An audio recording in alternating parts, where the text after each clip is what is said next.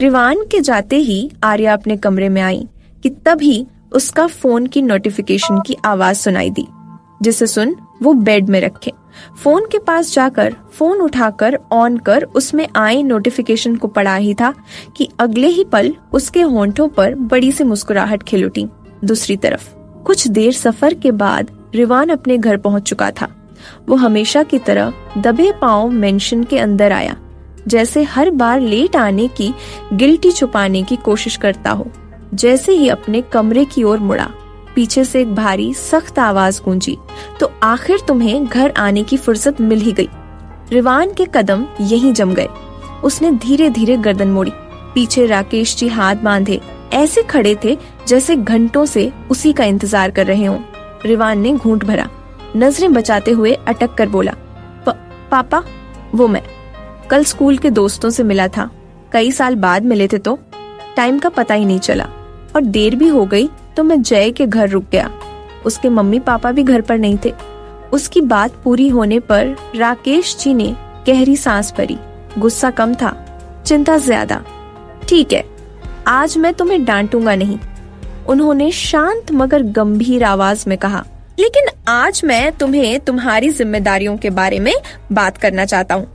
तुम बड़े हो रहे हो रिवान, कुछ दिनों बाद तुम 23 के हो जाओगे, इसलिए मैंने फैसला किया है परसों से तुम ऑफिस ज्वाइन करोगे।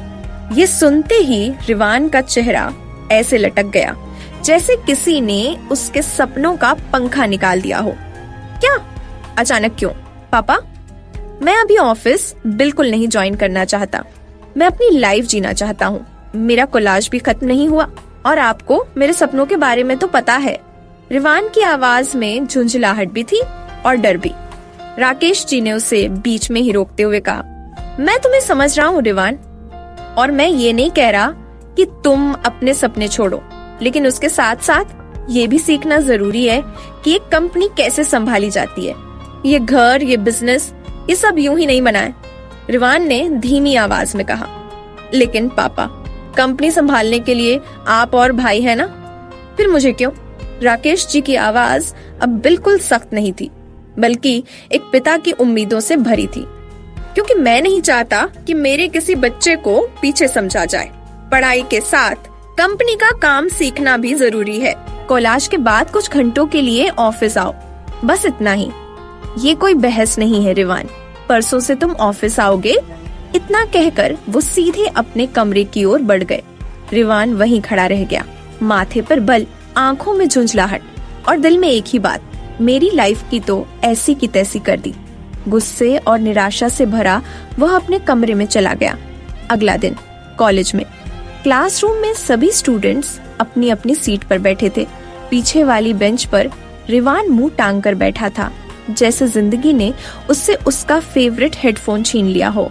उसके बगल में बैठा यश उसे घूर घूर कर देखे जा रहा था। आखिर उसे रहा नहीं गया। ओए रिवान, आज तेरे मुंह को क्या हो गया? ऐसे तो तू कभी नहीं रहता। गेस करने दो, पक्का अंकल ने कोई नया आदेश दे दिया होगा, है ना? रिवान ने बोरियत से कहा। हाँ यार, पापा चाहते हैं कि मैं कंपनी संभालना सीखूं। तुझे पता है ना, मुझे ये बिजनेस नहीं चाहिए। मेरा सपना कुछ और है, एक फेमस सिंगर बनना। यश उसकी बात सुनकर हंसा। अच्छा है, अंकल सही कह रहे हैं। वैसे भी तू इधर उधर घूमने में ज्यादा टाइम लगाता है, पढ़ाई तो तुझे दिखती ही नहीं। इससे अच्छा बिजनेस सीख ही ले। रिवान ने उसे घूरते हुए कहा। ओए चुप, तू भी मेरे पापा जैसे बात मत कर, समझा? यश हंसते हंसते चुप हो गया। रिवान ने नजरें सामने मोड़ी ही थीं कि क्लासरूम के दरवाजे से आर्या अंदर आई। आर्या ने आज ग्रीन शॉर्ट कुर्ती के साथ ब्लू जीन्स पहनी थी। बालों की प्यारी सी चोटी कंधे पर टिकी और काले फ्रेम का चश्मा उसकी आंखों पर ऐसा लग रहा था जैसे किसी लाइब्रेरी की क्वीन अचानक कोलाज में आ गई हो। उसे देखते ही रिवान के मुंह से बिना सोचे निकला, एकदम कच्चा आम लग रही है। यश तुरंत बोला, क्या? रिवान ने उसे घूर कर कहा। तेरे कान बहुत तेज हो रहे हैं आजकल। यश चिढ़कर चुप हो गया। आर्या अब तक माही के पास जाकर बैठ चुकी थी और उससे बातें करने में बिजी थी। माही ने हाथ जोड़कर कहा, आर्या, आज कोलाज के बाद लाइब्रेरी में ग्रुप स्टडी करें। जय और जिया भी आ रहे हैं, प्लीज मना मत करना। आर्या थोड़ी सोच में पड़ी, फिर मुस्कुराकर सिर हिला दिया। ठीक है। माही खुशी से उछल पड़ी। Thank you.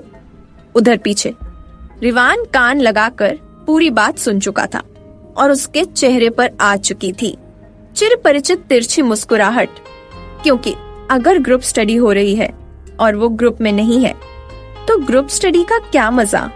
क्लासरूम पूरा शोर शराबे से भरा था। सब अपनी अपनी सीटों पर बैठे आपस में बातें कर रहे थे। किसी को आज की क्लास की टेंशन, किसी को कल की मस्ती की बातें।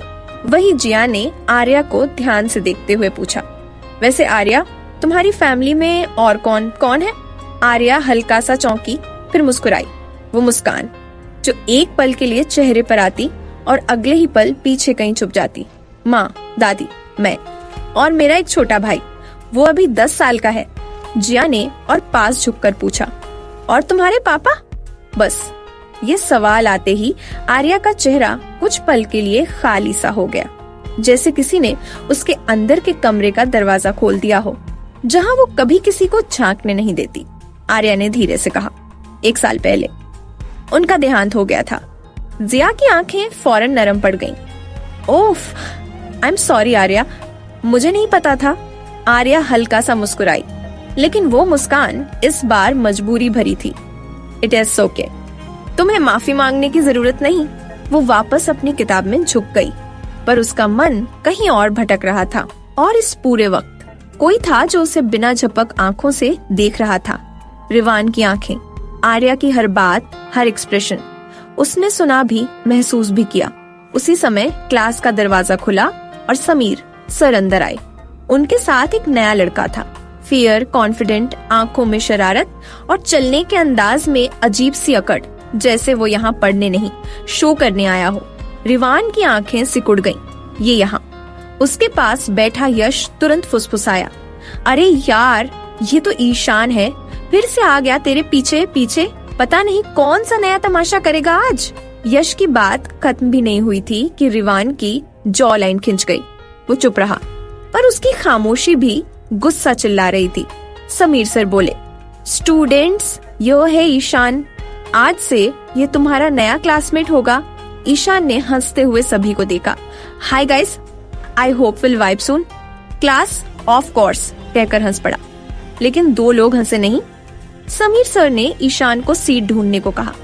पूरी क्लास में खाली सीटें थीं, पर वो सीधे उस सीट पर जाकर बैठ गया जो आर्या के बिल्कुल आगे थी।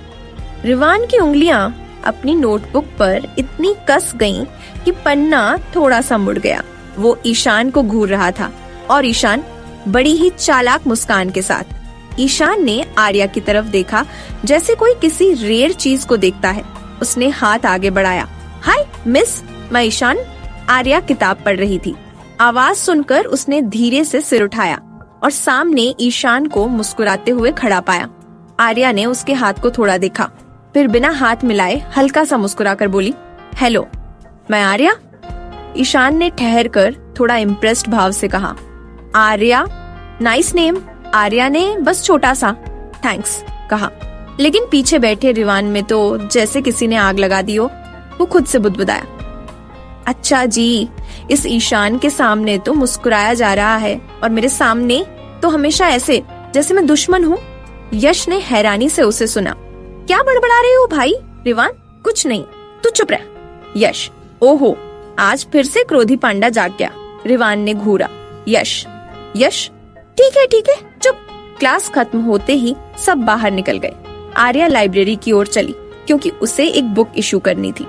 ईशान ने उसे जाते देखा और उसके बाद रिवान ने भी। दोनों ही उठे, लेकिन रिवान के कदम तभी रुक गए जब उसे याद आया, स्टाफ रूम जाना है, डॉक्यूमेंट लेने। आर्या लाइब्रेरी जा ही रही थी कि तभी स्टाफ रूम से रिवान की तेज गुस्से से भरी आवाज सुनाई दी। आर्या रुक गई। उसने दरवाजे के पास खड़े होकर सुना। अंदर रिवान चिल्ला रहा था, आप लोग किसी भी इंफॉर्मेशन को टाइम पर क्यों नहीं देते? हम पैसे भरकर पढ़ने आते हैं। आप लोग सीरियस हैं या नहीं अपने काम को लेकर? एक फैकल्टी बोला। रिवान, हम कोशिश। रिवान ने बात बीच में काट दी। कोशिश? हर बार सिर्फ कोशिश।